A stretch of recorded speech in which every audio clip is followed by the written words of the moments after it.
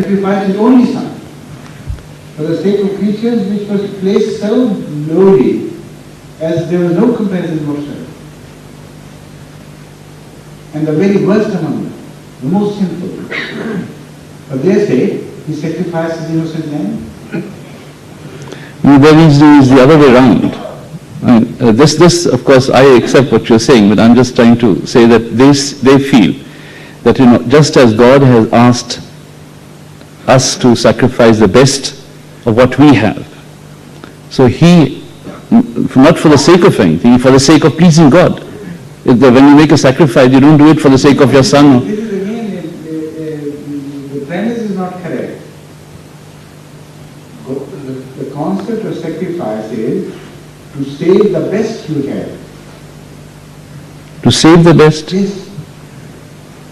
When Abraham's son was saved, and an animal was sacrificed, who was better? No, they're not comparing the two things. The son was saved, of course. Not the animal. No, but they're not comparing. The sheep or whatever. No, they're not comparing the two things together. No, in sacrifice it has to be compared. Otherwise, there is no purpose of a sacrifice. No, they're saying that the love that you have. Every sacrifice, there is an underlying philosophy and a spirit. Yes. You sacrifice your sins for a person whom you hold dear. The sacrifice itself is insignificant as compared to the person for whom you are sacrificing that thing. If you love a friend, you will sacrifice things for his sake or her sake. You will not sacrifice him or her for the sake of anything from whom you don't have much love. So, more beloved ones are never sacrificed for the sake of less beloved ones. This is an inalterable principle.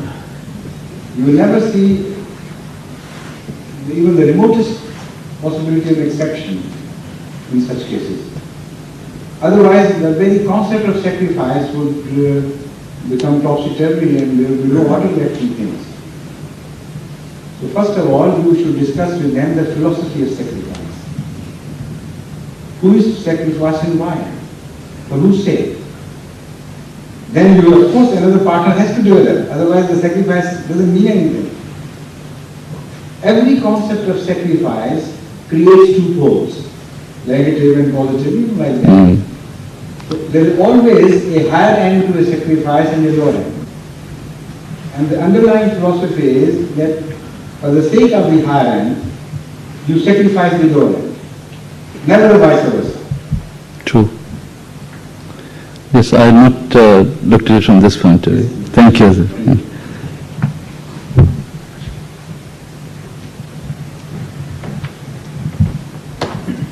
Assalamu alaikum, Hazur. Hazur, it's one of my colleagues at work once said, fellow worker, colleague, fellow worker, he was talking about religion, about religious subject, he was talking about religious subject. And he said that, when he explained that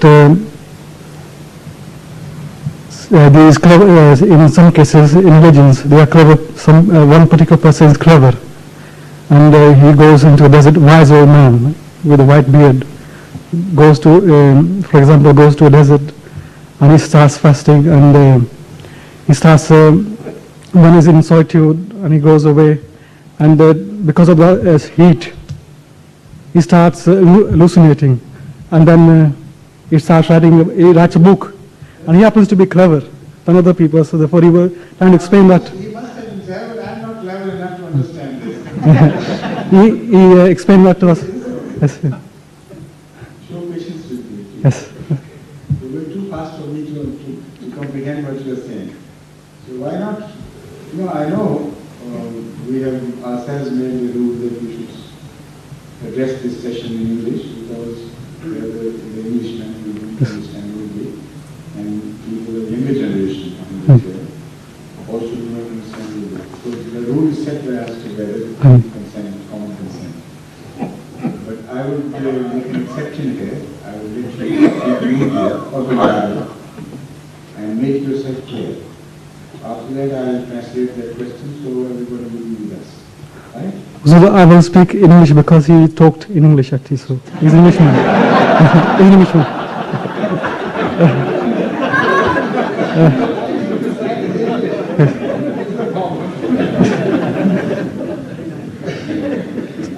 He said,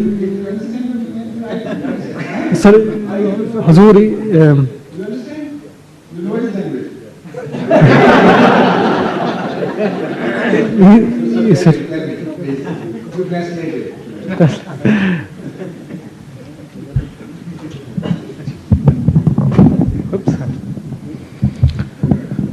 Sir, he is talking about Hazrat Muhammad sallallahu alaihi wasallam. No, are you? No. Yes. At least that much I understood. Yeah. That. Oh, no, it's not.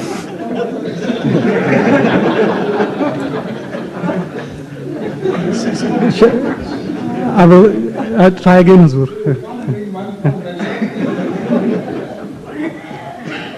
Hazur, this particular person said that in the read of religions, that in a religion, a particular case, when a religion is born, that a wise old man who happens to be clever than others, they go into solitude and they start hallucinating because of the desert, somebody in the desert,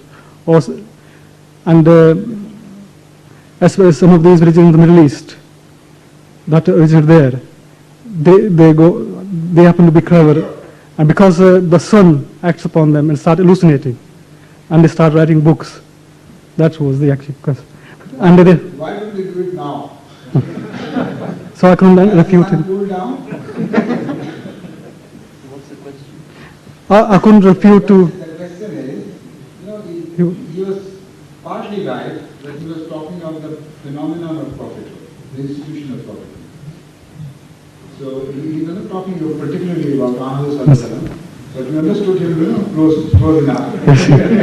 And he was talking about a friend of his suggested that the prophets are always and only born in the Middle East where the sun is very hot. So how they come into being, how a prophet is created, he suggested that they go out in the desert and stop there and then the head begins to boil. They begin to see hallucinations and they start writing down.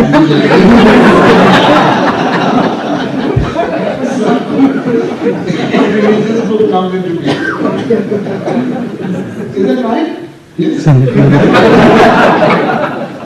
This time when he was talking, he must have been talking, sitting under a very hot sun.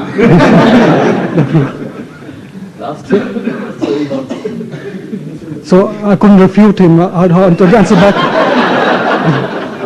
I couldn't answer back in the favor of Islam. You sit for a while under a hot sun and see what happens to you yourself.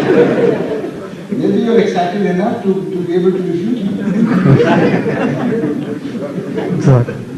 Or you can suggest to him, come on, let's go to the desert and try our luck and pen and paper.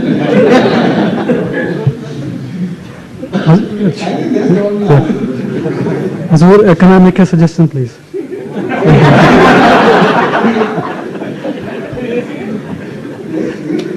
Hazur, the end century of the movement is approaching, and I thought when that year arrives, prior to that, a video or a silly movie be made of the history of the Ahmadi movement in preparation to that, so that it could be shown locally in preparation for that. It's been done. So, The department is created just for this purpose.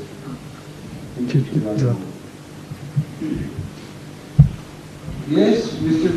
Bashir Ahmed Orchard, please.